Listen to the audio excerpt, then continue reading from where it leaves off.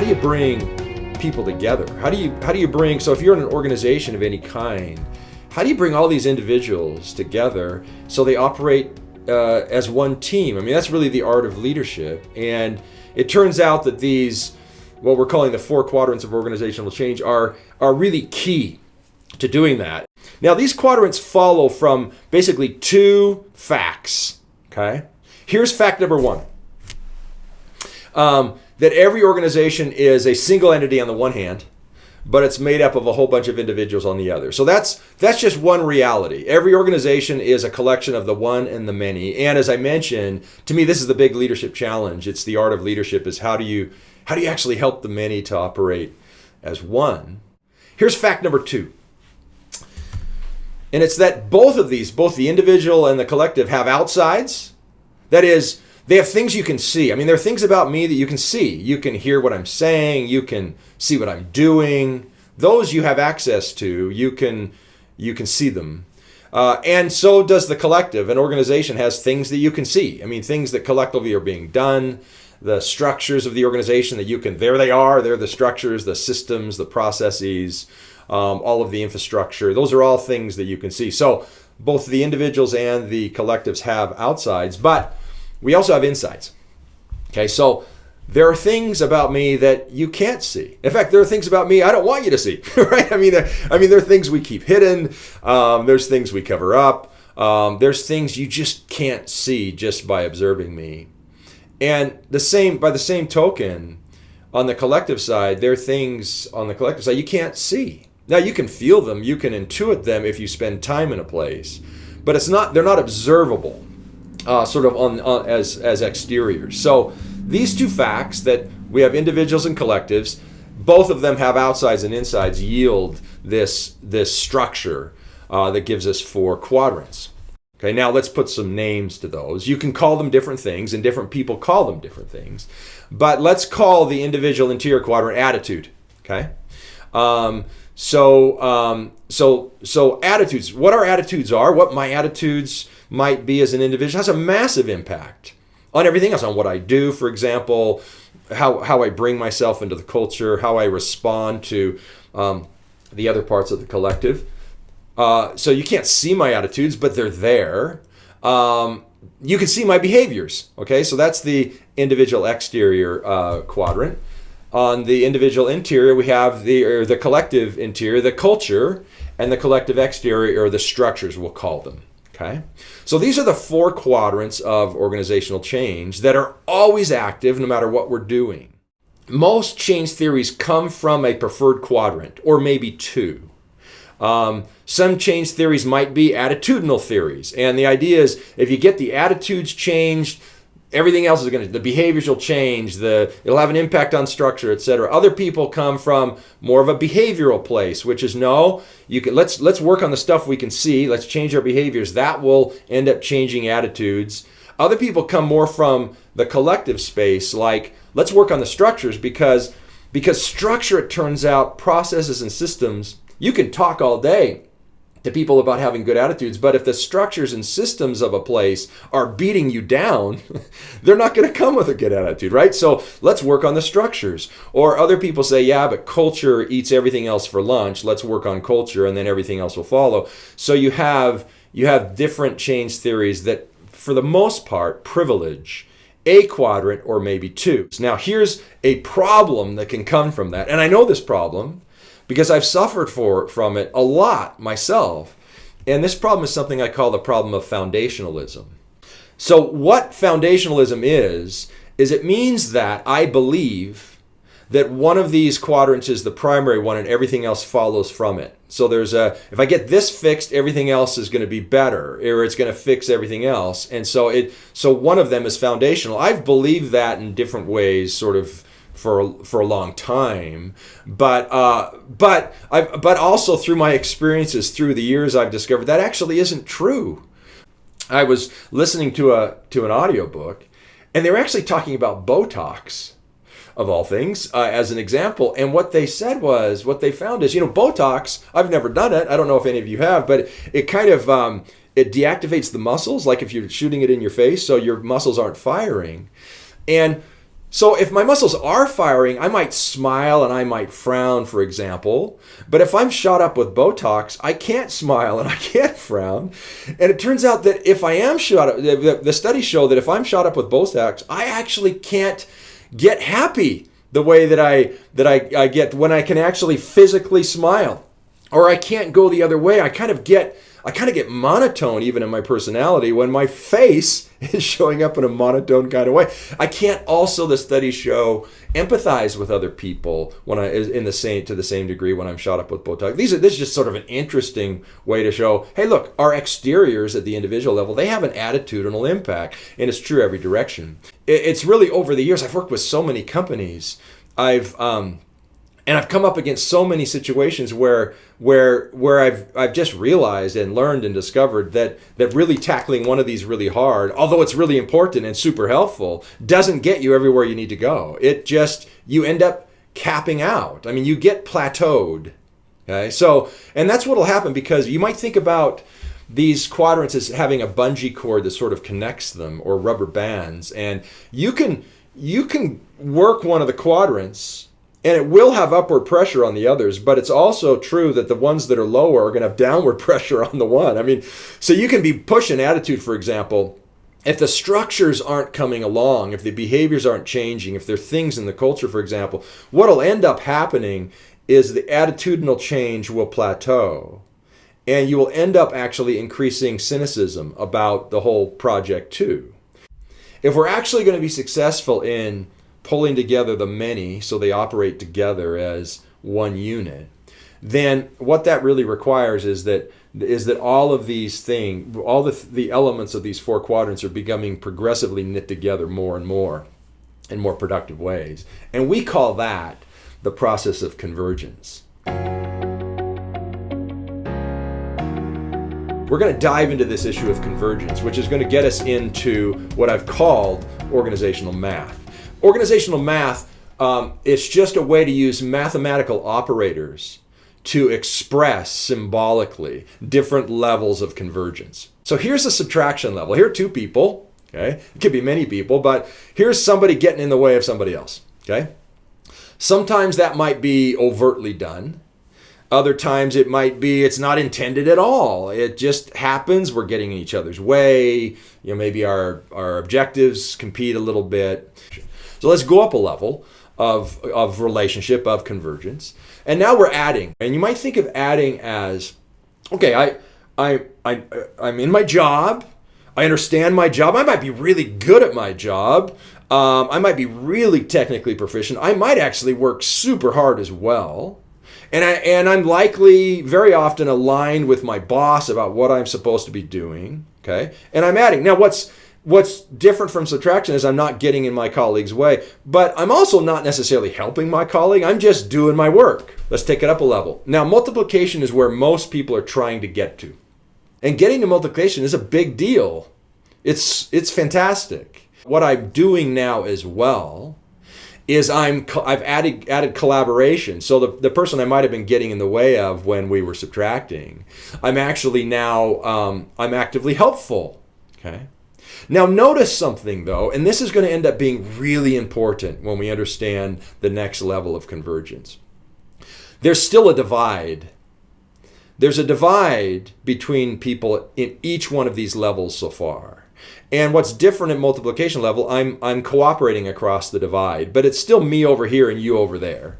It's still sales department here and marketing department over there. It's still manufacturing here and quality over there. I mean, it's still across the divides that are real and in a way impermeable, but we're just doing our best to kind of do our work in a way that's helpful. That's multiplication, and that's really good. And most organizations, they put a lot of time and effort trying to get there. Okay, it's just this, there's somewhere further you can go. And that's what we call compounding. What then does compounding look like? When we're compounding, notice the divisions aren't there. We're no longer collaborating across divides. Actually, we're helping to form each other.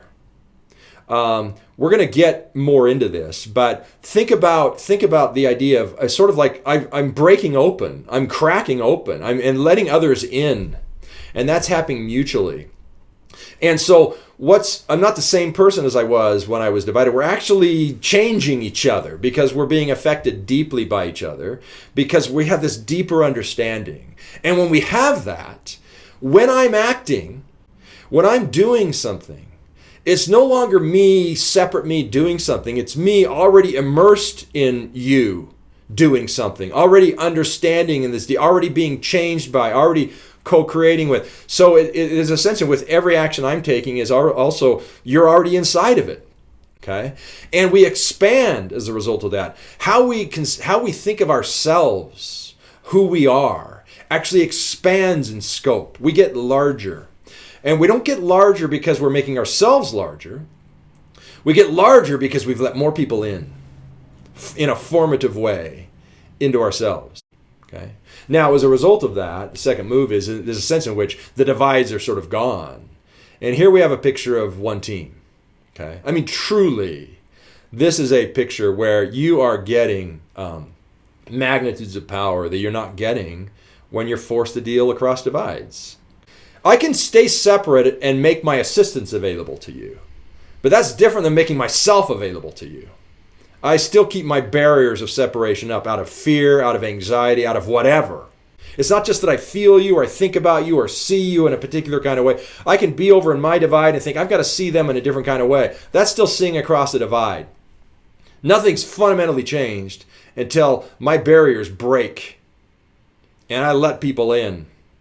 And that's the process by which I expand.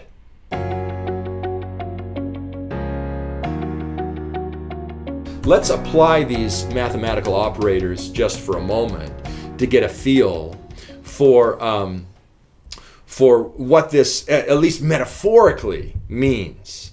And this is really by way of analogy, okay? But let's just take a team of 5. Okay? And if we're subtracting in a team of 5, think about what is our output as a team of 5 if we're subtracting. If one or all of us is subtracting, well, here's a simple way to think of it. It's going to be something less than 5. Okay, so I mean, there's 5 of us. We're subtracting. We're making things harder. Our output is something less than 5. Okay. Well, let's go up to addition. What's happening at addition? Well, at addition, we're each bringing what we have to bring, maybe even fully, maybe even incredibly well. Okay, and I'm bringing that, and my colleagues bringing that, and my other colleagues bringing that. We're adding up all of our inputs, and that's adding up to an output of 5. Let's call it. Well, what happens at multiplication? When we multiply, we're not just adding what we do; we're bringing what we do, but we're actually collaborating with others, with each of the other folks on the team while we're doing that. So we're getting an output that looks more like a 5 times 5. This is why people are chasing after this so much, because 25 is so much better of an output than 5. And most organizations, in fact, our research shows that most organizations they're sort of midway between addition and multiplication. People are really chasing after multiplication because it's a big deal if you can get there. Okay, if you can overcome silos in an organization, integrate across, etc. But let's think about compounding. When we've broken open, so we're no longer just collaborating across the divides, but the divides themselves, we're actually becoming one team. Then every decision has everyone else already built into it. One way to capture that mathematically is to say, we're operating at a 5 to the 5th power now, and now we're at 3125. Now again, this is an analogy. But you see that if it's helpful to go from addition to multiplication, and it surely is, it's a massive deal if you can figure out how to go from multiplication to compounding. That's a massive deal. Okay? What we do here now with what we call the convergence compass is we're going to put together the 4 quadrants along with these 4 levels of convergence. And they're going to reveal a way to be able to think strategically in a holistic way about where I'm at and where we're at, and maybe what we ought to think about doing. So here's we're going to build this structure we call the convergence compass. And first we'll just lay in, we're not going to put content in here yet, but here's these levels of math, and they go out in expanding rings, right? The move is always expanding, Okay? So there's subtraction. We're going to expand out to addition. We're going to expand out to multiplication. We're going to expand out to compounding. This is a structure to help us think about how do you pull the individuals in to work collectively as a single team. If that's your goal, among other goals, I know there can be other goals, but if that's a goal you have, then this is a way of thinking about it I think you'll find really instructive and helpful. So at the subtraction level, behaviorally, I'm impeding other people. I'm getting in each other's way. Structures that are subtracting are sort of acting in the same way. They're getting in each other's way. There's a rigidity to them that is not helpful. They might have spoke to things, these, and by structure here, that includes systems, processes, etc. It might have been good 10 years ago, but we've grown way past that, and they just don't serve us anymore. And we have this sort of anachronistic, sort of old kind of way, and it's just rigid, and it's getting in the way. Okay. Attitudinally, one way to think of attitude, if you think about the expansion of identity as a way to get at attitude, then I'm really focused on myself at the subtraction level, and that's why I'm getting in the way of other people. And look, and if I'm working in a place where everyone's thinking of themselves and they're getting in each other's way and the structures are rigid, I mean, there's going to be an apathy about the place, right? And people might be willing to take the paycheck, but there's not going to be a lot of devotion, right, to the organization yet. There's sort of probably an apathy that would be pervasive. You move out a level, structures now are not so rigid. They're more transactional. They're getting the job done. There's been some thought there. They're not really doing much more than that. Culturally, we care enough now to maybe care about our own teams, our own departments, so we might be siloed up. There's a lot of, normally we think of silos as sort of a negative thing. It depends on which direction you're looking at it from. Being siloed is better than having apathy everywhere. I mean, if I'm caring a lot about my team or department, that's an advance. It's just that if that's all we're doing, we're not getting the benefits of the collaboration across those divides. So our attitude's expanded, right? The way we're seeing and experiencing others is people might be my immediate team, or people are like me or whatnot. It's expanded to that degree, but that leaves a lot of people outside of that. Behaviorally, I'm becoming operational. I know what my job is, I'm holding myself accountable, etc. Let's go out a ring now. Let's expand it to multiplication. Now I'm not just in quadrant 2 operating, I'm cooperating, right? I'm not just doing my thing in my circle, I'm doing my thing in my circle and helping others while I'm doing that. I'm cooperating. In order to pull that off too, that my attitudinally, I had to have expanded somewhat. So now I'm thinking about more people than I was previously, at least the people that I interact with, maybe not further than that. Culturally, there's an integration that's happening now at the multiplication level across the silos. So the silos are breaking down. We're feeling more like we're together. The structures don't just get the job done. They're actually enabling things to go better. Okay. When we take it out a level, behaviorally, we're still cooperating externally for sure, but we've let each other in. So we're actually co-creating. We're co-creating the things we're doing. We're also being co-created each other. I mean, we're changing as a result. We're allowing ourselves to be changed as a result of our interactions and our being with each other. And so attitudinally, our identities have expanded massively more. And people are now, I've cracked open. People are on the inside now. And culturally, there's a devotion. It's not, we've gone all the way from apathy to this deep devotion to each other and to what we're doing together and who we're doing it on behalf of. Structurally, I mean, if structures are going to keep pace with all of this and help it to happen, it's not enough just to be enabling. The structures of the place, the systems, the processes, they become energizing. They're catalysts for all of these things to happen as well. This is what the data is showing so far. Overall, on average, the overall average organizations across industries are coming in at 2.54. Attitude is coming in at 2.67 on average, behavior 2.44, culture 2.63, and structure 2.33. So on average, as I mentioned, people are sort of falling on average usually between addition and multiplication. And it's interesting, people in organizations have different views of their own organizations, right? I mean, someone might think, like a leader might think, we're fantastic.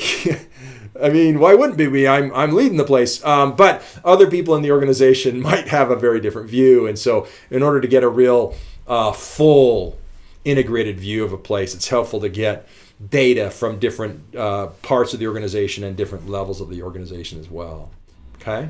So this is what we call the convergence compass. Now, what our work at Withy is we bring people together by increasing these levels of convergence across all of these 4 quadrants. That's our work.